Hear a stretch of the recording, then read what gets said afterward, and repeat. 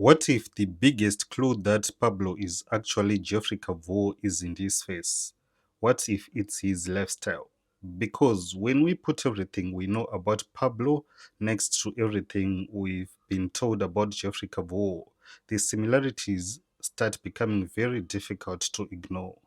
Pablo has money, Pablo has secrets, Pablo lives a double life, and Jeffrey Kabvuwo, we are now learning that he has been maintaining at least three families separately. So today I'm going back through season 10 to look at five clues that you might have missed, and this could connect these two characters. And number five might actually be the connection that brings everything together. But remember, this is a theory. PaGhetto has not confirmed that Pablo is Jeffrey Kabvuwo. So let's investigate. Let's start with something that might seem obvious: money. Pablo clearly has access to serious money. He's not living like an ordinary man trying to survive from one day to the next.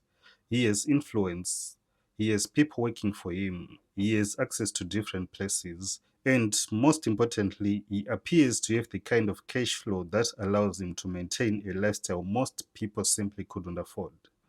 Now, compare that with what we know about Jeffrey Kabvuwo. At this point, Jeffrey has at least three families that he has been maintaining separately up until recently. Three families, three households, three different lives, and somehow he has managed to keep these families apart for years.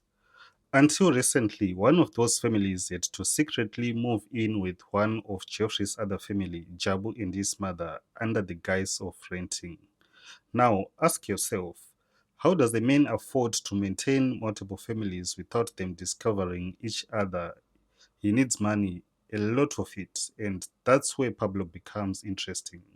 Because Pablo clearly has the financial means to live this kind of lifestyle. And there is another development that could explain why Jeffrey's carefully controlled world may now be starting to fall apart. Baba Kiara.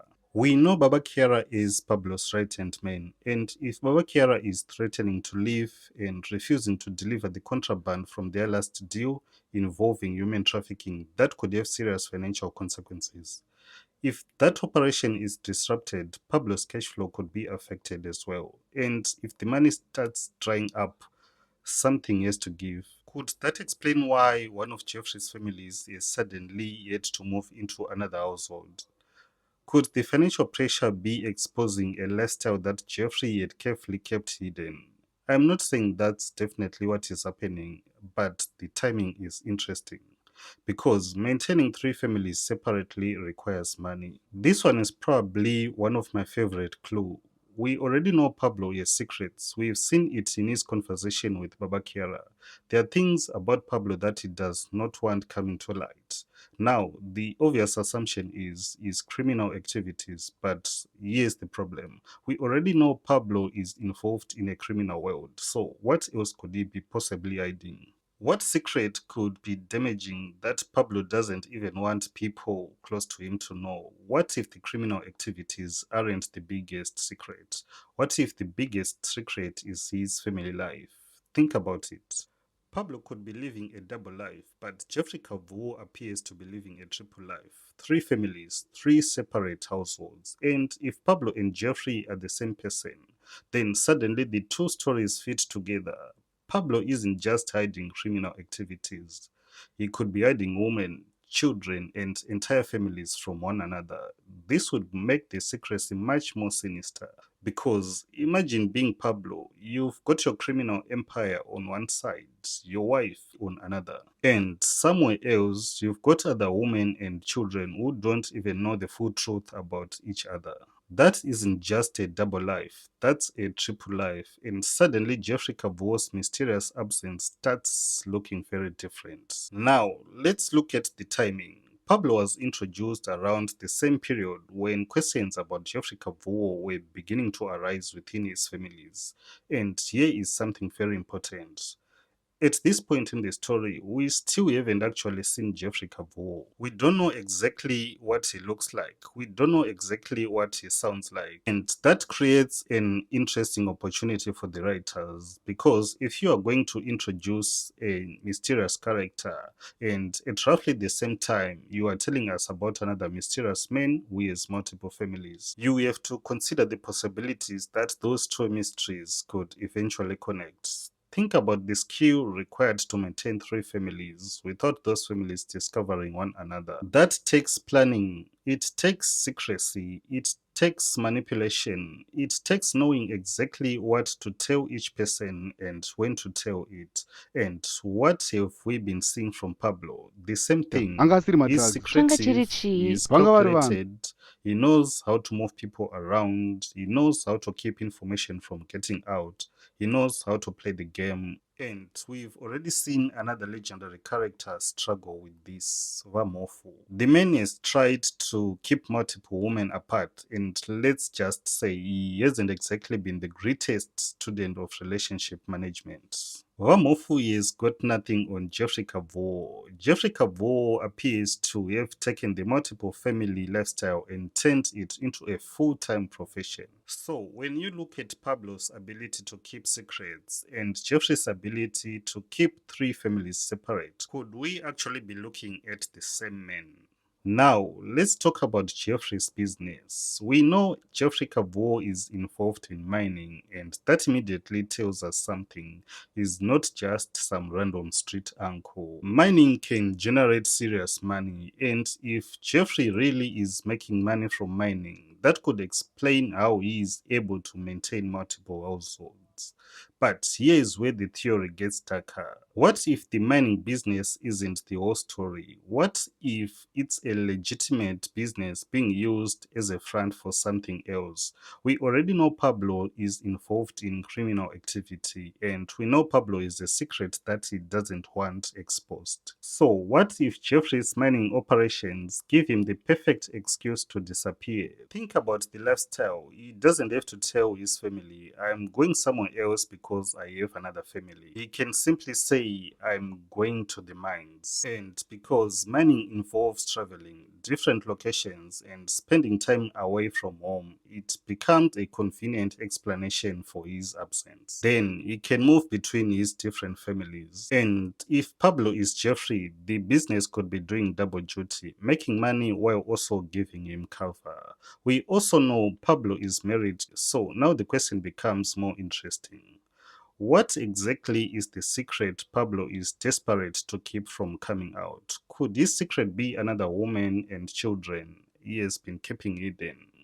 Could his business be the excuse that allows him to disappear whenever he needs to? Again, we don't know. But if Pablo and Jeffrey are the same person, the pieces start fitting together. And now we get to what I think could be the biggest clue.